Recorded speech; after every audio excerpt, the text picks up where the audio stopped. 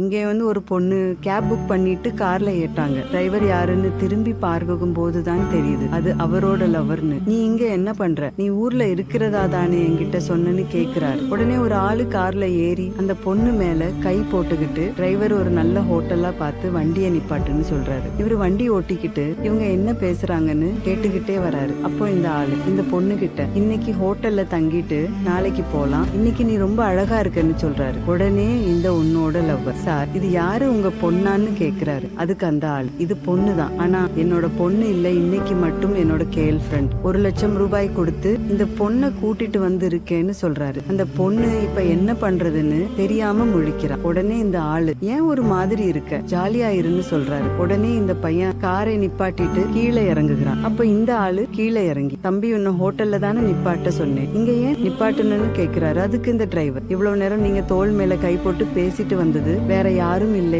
என்னோட லவர் தான். இவ பணத்துக்காக இப்படி கேவலமா நடந்துக்குவான்னு நான் கனவுல கூட நினைச்சு பார்க்கலன்னு சொல்றான். உடனே இந்த பொண்ணு என்ன மன்னிச்சிரு, நான் பணத்துக்காக தெரியாம பண்ணிட்டேன்னு சொல்றான். அப்போ இந்த ஆளு நான் பணத்துக்காக வேற ஒரு பொண்ணு கூட போனா உனக்கு ஓகேவான்னு கேட்டுட்டு அந்த பையன் போயிட்டான். இந்த பையன் செஞ்சது சரின்னு சொல்றவங்க இந்த வீடியோவுக்கு ஒரு லைக் போட்டு கமெண்ட்ல சூப்பர் ப்ரோன்னு கமெண்ட் பண்ணுங்க.